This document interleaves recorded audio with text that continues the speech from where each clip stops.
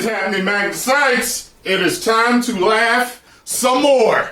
Make sure you go over to the Critical Drinker. Tell him Tyrone Magnus sent you and subscribe. He's a writer, and he definitely knows how to get his point across in a very comedic and informative way. Now, let's check this out. Actually, let me see here. Let me screen record this one, just in case I want to stop and interject. All right. Let's get it. You know, generally I consider Twitter to be nothing more than a festering cesspool of hatred, envy, virtue signaling, and pointless life-sucking arguments between people that never have and probably never will meet each other in the real world. But every so often, you stumble across little grains of truth and pearls of wisdom, one of which happened this morning while I was taking a shit in my neighbour's garden. Wait, what? Anyway, this one took the form of a lengthy Twitter thread describing a growing trend amongst major movie studios of intentionally provoking and antagonising fan bases in order to gain attention and deflect criticism from what they've made. A practice known as fan baiting. The OP described it thusly. Fan baiting is a form of marketing used by producers, film studios and actors with the intent of exciting artificial controversy, garnering publicity and explaining away the negative reviews of a new and often highly anticipated product. It's something a lot of us in the world of film criticism have suspected for some time now, and it neatly explains a lot of the seemingly baffling decisions that drive modern movie production. Ever wondered why studios, directors and actors make such a point of hyping up the diversity of the film's cast rather than the film itself? Ever wondered why it's become common practice to race and gender swap popular legacy characters rather than create interesting new ones that are purpose-built? Ever wondered why the release of any major production is almost always accompanied by a storm of shill media articles endlessly prattling on about how important the latest piece of generic corporate trash is for whatever social political cause happens to be popular right now, and dismissing any dissenting voices as toxic, hateful bigots? Well, wonder no longer, dear viewer, because basically it all comes down to fan baiting. And since it's all been brought into very sharp focus by the controversy swirling around Rings of Power over the past few months, I figured this might be an interesting topic for us to explore together. So strap in, because the drinker's taking you on another installment of Why Modern Movies Suck. It all began in the year of our Lord, 2016, with the release of the rebooted Ghostbusters movie. Now, you don't need me to tell you that this film was a failure in basically every aspect of its production, from the tedious and derivative plot to the unfunny jokes, hammy performances, and cringe-inducing dance scenes. And I absolutely loved the trailer. Like, I was unaware that people hated the trailer so much. I had no problem with it being women, none of that. I thought Leslie was hilarious in the trailer.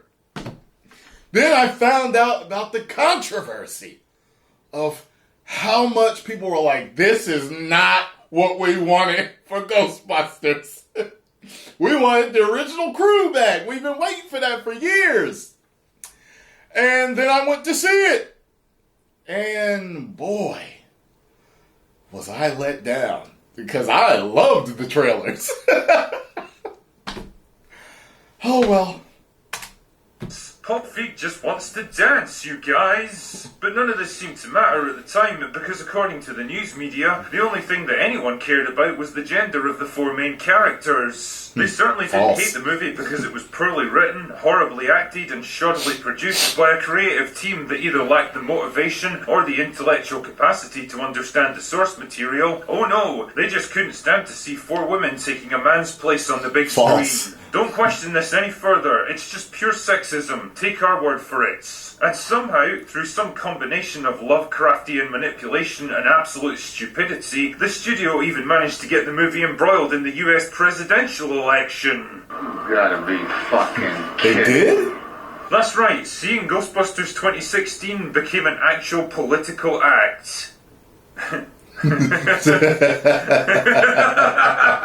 if you didn't support the female Ghostbusters, then clearly you didn't support the female presidential candidate either, and that could only mean you were voting for the Orange Man. Leslie Jones became another big focal point of the media war around this movie. It's no secret that her character Patty didn't exactly endear herself to fans. She was loud, annoying, and obnoxious, and Jones's overbearing performance. Well, that's what she always is. That's her act. They just transported her act, her stand-up comedy act, right into the movie. That's exactly what they did with her. Performance didn't exactly help the situation. Get out of my friend, Ghost! There were plenty of legit reasons to criticize both the character and the actor, none of which had anything to do with the colour of her skin, but naturally the media chose to focus in on the small minority of racist assholes who did exactly that. That's So true. guess what the narrative became? They was harassing the hell out of her. That was some bullshit right there. I know it wasn't most of the fans, but she was getting that shit. Look, hey, listen, guys. One of my first comments when I started YouTube on my first video was "Go kill yourself." Nigger. Yeah.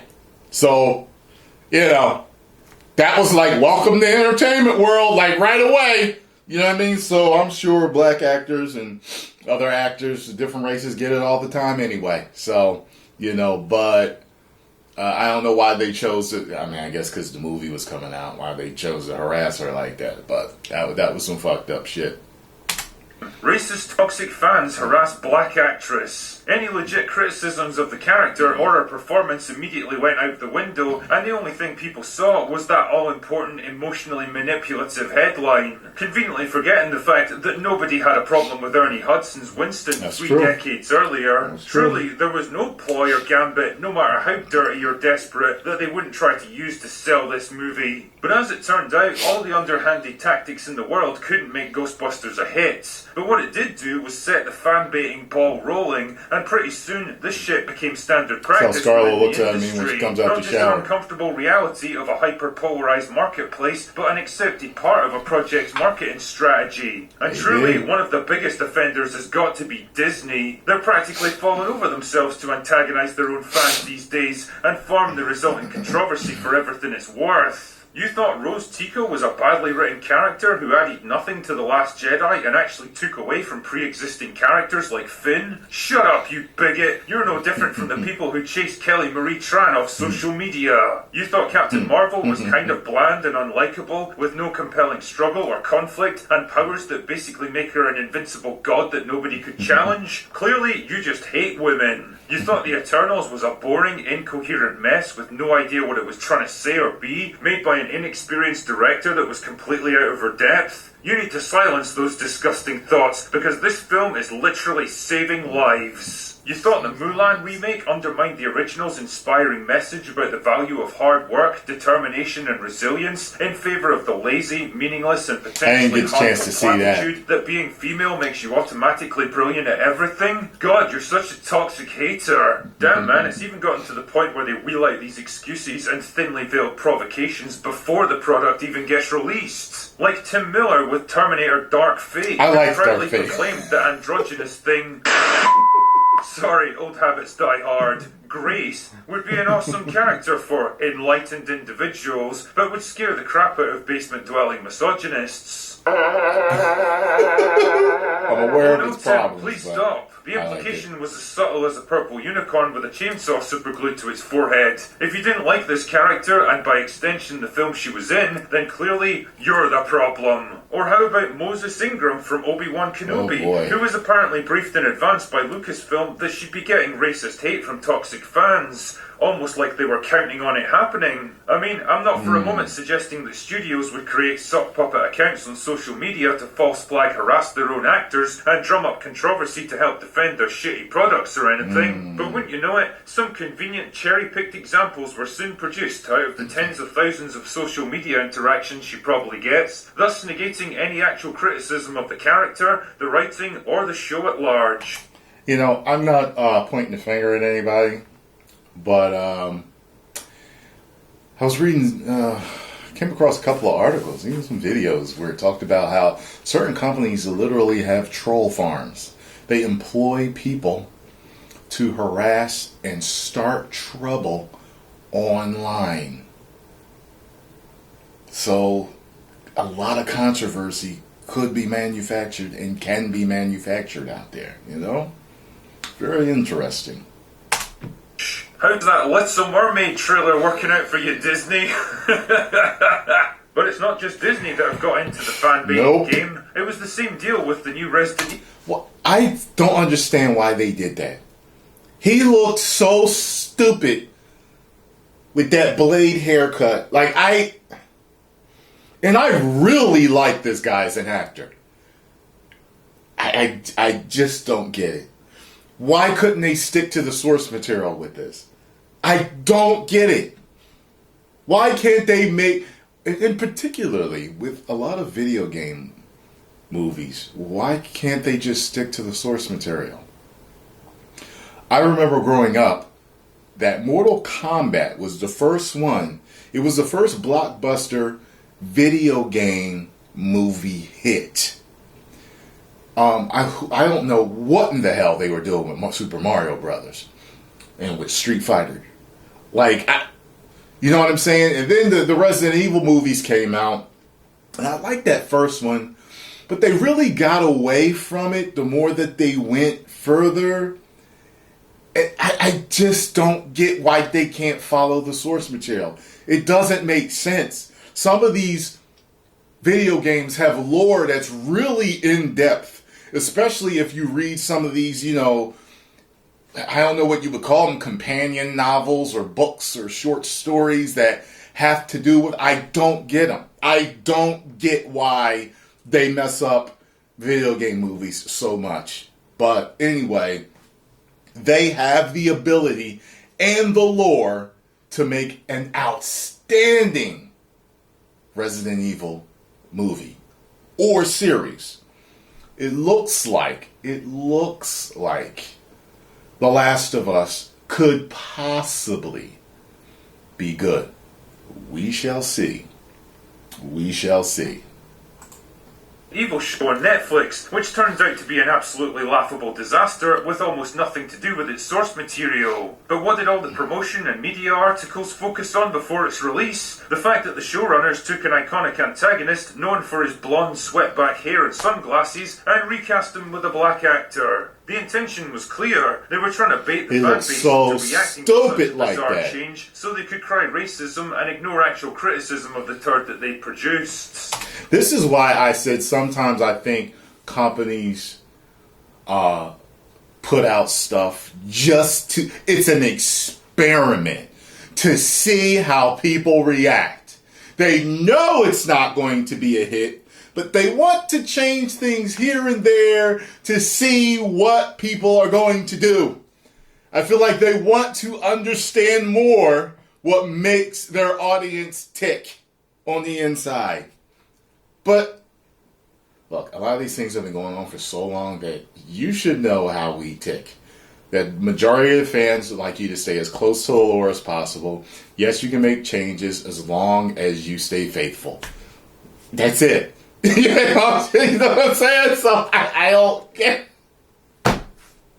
And let's not bullshit each other here. This kind of guilt by association crap has an impact, not just on public perception, but on professional critics as well. People whose theoretical job it is to assess the strengths and weaknesses of a new piece of media fairly, without bias or undue influence, so they can give the general public a reasonable sense of whether a new project is worth watching. She said that. Because really, who wants to be lumped in with all those toxic bigots that dare to criticize a movie for having a diverse cast? Who wants to be ostracized from their peers, lose that all-important access to premieres and set visits, and tainted with an accusation that they can never quite escape for the rest of their careers? Ever wondered why critic and audience scores look like they're reviewing completely different movies these days? It's because it's easier to take the safe option and praise the things you're expected to praise, rather than risk voicing your true opinions. I mean, really, do you think Black Panther would have been lavished with such wild, borderline hysterical praise if it had been set in Northern Europe and starring an all-white cast? The sad reality is that controversy creates attention.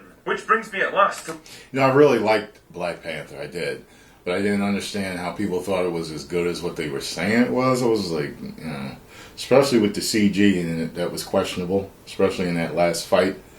I remember sitting in the theater watching that fight, and I was like, they could have did a lot better than this. I know what Marvel can do. Like, what are they doing with this? But I enjoyed the movie. I was actually surprised that it hit $1 billion because I didn't think it was going to be that big of a hit. It was one of those,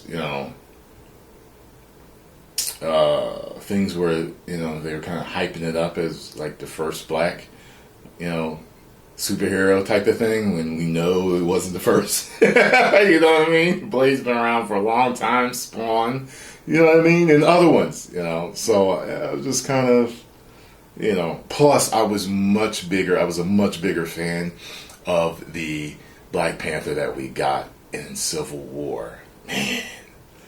Yeah, edge he had to him. I love that.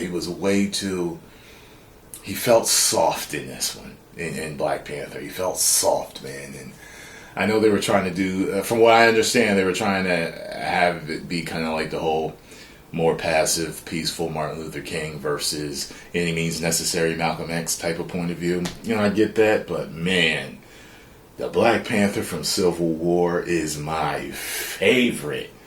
Man, loved him in that.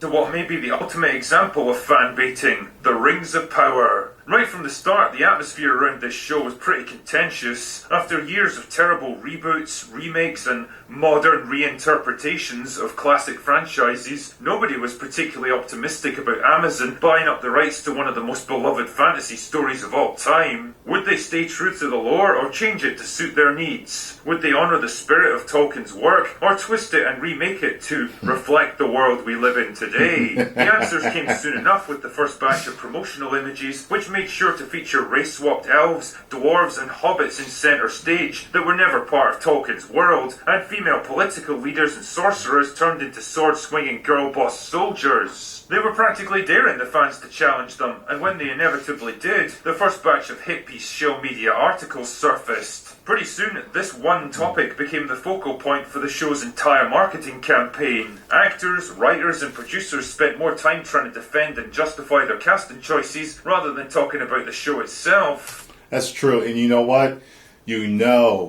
But like I told you, I'm to the point where I'm not getting angry or, about nothing no more. I'm just watching the world burn. I don't like to watch it burn, but I'm watching it because it's part of what I do. I do reactions and reviews. It's what I do. But there's certain trailers that when I see them and I know the original material, I'm like, okay, you're going to get hate, and you know why you're going to get hate. You keep gender swapping, race swapping, and doing all this other swapping of all these characters that have been established for a very long time. You know the fans hate it. Like, why keep doing it? I'm just like, okay. And then I just get ready for the slew of videos and those titles and the arguments on Twitter. I just get ready for it because I'm like, oh, yeah, I'm waiting for it with The Last of Us because it looked like Pedro Pascal was carrying a girl that looks like she may be mixed.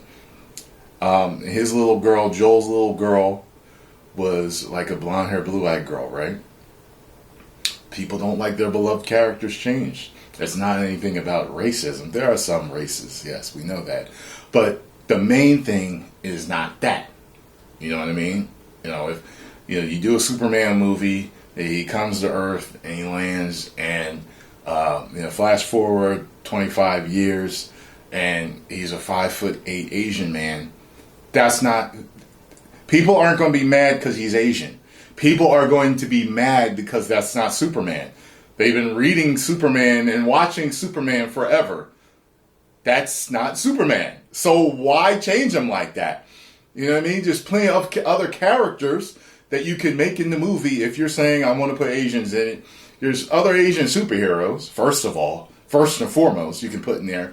And then there's different Asian actors you can put in there as other characters that aren't established characters, that are new characters. Like, I don't understand why they keep doing that. Like, I identify with Superman because he's a cool character, because he's a nice guy, because he's, likes to save people. You know what I mean? Like, that's why I liked him. He's strong, and he's almost immortal, and you know what I mean? Wow, he's so cool. It wasn't because he was, black, because he's not. You know what I mean? And I loved Blade. Yes, I can identify with Blade because he's black, but he's cool as hell. You know what I mean? Great fighter. You can identify with when he was in the hospital and the cop shot him. He was like, "Oh, you crazy!" Like, I loved that part because I was like, that was a real reaction from a real man. It wasn't a superhero type reply to being shot. You know what I mean? But I love both of these characters, one white, one black, and I love them. You know what I mean? I can identify with both of them on different levels. They don't need to be my color for me to love them. So Vietnam vets somehow became just make great characters. The entire cast, banging on endlessly about how playing a dwarf with a different skin colour from other dwarves we've seen until now is some kind of glass ceiling shattering event that puts her up there with Rosa Parks and Martin Luther King. This represents progression. This represents an acknowledgement of where we have been and a will to get to where we need to be in order for this to be accessible to everyone. Fucking calm down, love. You're not saving the world here. The image they desperately wanted to convey is a band of brave, noble artists under siege by braying hordes of toxic, hateful fans, conveniently ignoring the fact that they're the ones who created the monster they're now fighting. They chose to go against the source material they claim to have such reverence. I tell you this, I see other people getting attacked online, other YouTubers or celebrities, and, but it brings to mind with this, like Grace Randolph has been accused of being a shill. I've seen that before. She sure as hell showed she wasn't a shill with this. I know that. And she said she was a Mary Sue Anna Karen. I was like, oh! Like, I watch Grace from time to time, and it doesn't occur to me to think that she's a shill. I've never thought that she was. There are certain other movie reviewers that I've seen where I'm kind of like, you know what I mean? And some I can tell are being tight-lipped because they don't want a backlash on something. I can see it. Won't name them at all. She definitely showed she wasn't, you know what I mean? So, I don't know, say what you will on that. For knowing that it would piss people off, but doing it anyway. They chose to shout those changes from the rooftops, rubbing it in the faces of the actual fan base who they'd already pissed off. They chose to turn their show into some kind of cultural flashpoint in the hopes that it would deflect attention and criticism away from what they'd actually produced. Like I've said before in a previous video, diverse casting is without doubt a good thing in principle. Giving people from different backgrounds, cultures, races and genders a chance to be represented on screen is the fair and right thing for any studio to do. But it doesn't mean it can be done in every single project, regardless of the setting and context, because the reality is that sometimes it just doesn't fit, no matter how hard you try to bend reality around you. If I made a movie about pre-colonial Native Americans and randomly sprinkled some white actors into the tribe with no explanation, then people would have every right to question that creative choice. It wouldn't make them bigoted or racist, it would just make them normal, rational human beings who know that what I'm showing them doesn't match up with reality. And trying to paint them as such would make me seem like a total asshole trying to dodge criticism. It's the same shitty tactics that go all the way back to Ghostbusters 2016,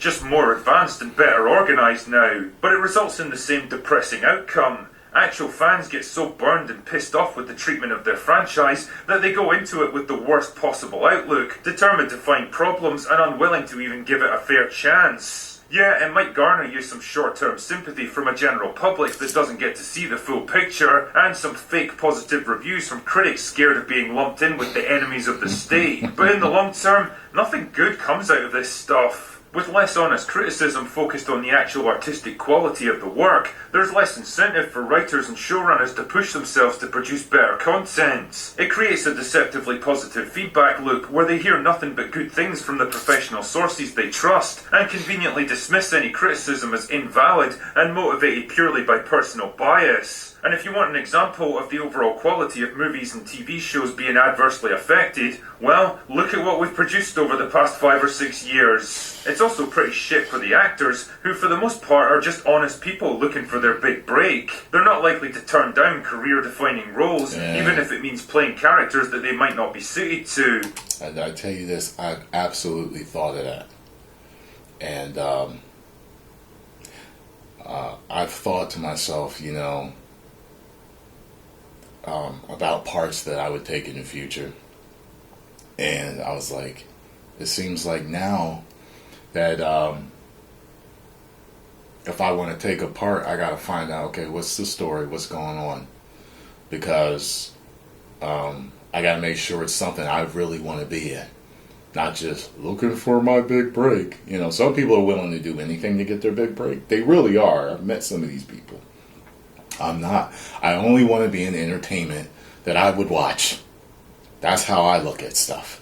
You know, so it's not a good story. I don't, yeah, I've done small projects where I was, you know, cutting my teeth, as you would say. But, you know, if I get bigger, definitely it's got to be stuff that I want to do, that I would sit down and want to watch. You know what I mean?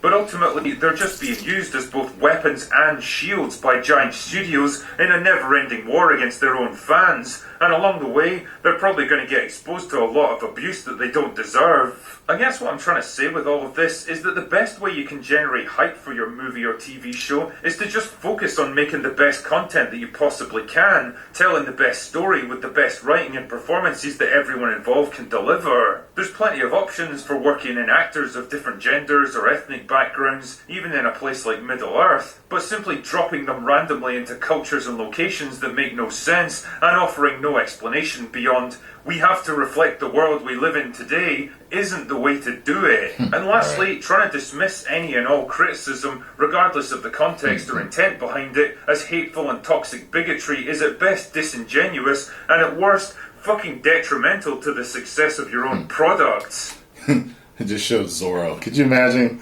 watching the Zorro movie and you find out he's African? Like, wait a minute. How is Zorro African? I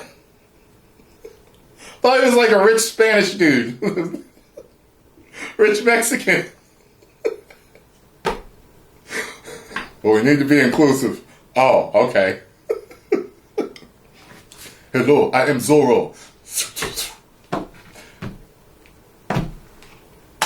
But that's what they do. That's what they do. Writing your paychecks, and your success is tied to their appreciation of your work. You can fight them, you can ridicule them, you can provoke them, but the one thing you can't do is ignore them. Anyway, that's all I've got for today. Go away now. Good job, drinker. Good job as usual, sir. Oh, man. He pretty much said that everything needs to be said, you know.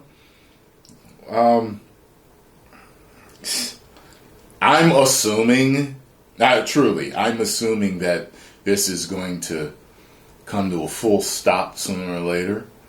Maybe Disney will take longer because they have more money.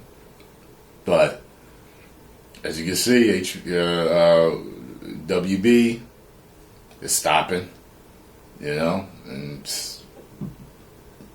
I'm assuming the rest will once they lose enough money. That's the only way you can really fight back is with your wallet. You know, you can't really, if you talk about it, I mean, I guess, I mean, you know, enough, I mean, you know, thumbsing down things and, you know, writing articles and making videos. I think it does its job, but, you know, when people truly just stop buying certain things or, you know, they stop paying for certain things, and it's like, yeah, this is not what they want. Let's give them what we used to give them, which was great entertainment, you know? Post comments down below. Let me know what y'all thought. If you enjoyed my reaction and thoughts, hit the like button, subscribe, and share. 10 million subscribers. Woo!